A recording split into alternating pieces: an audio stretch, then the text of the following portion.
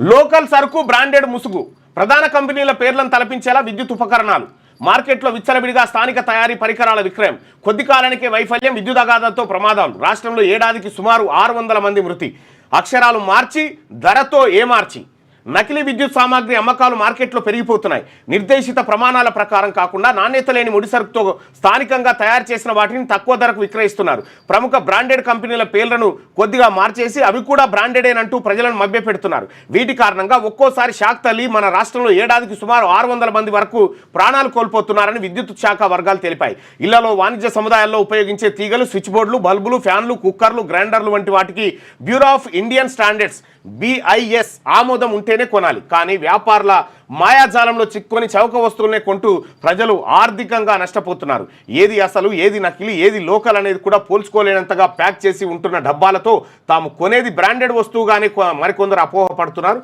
అత్యంత కీలకం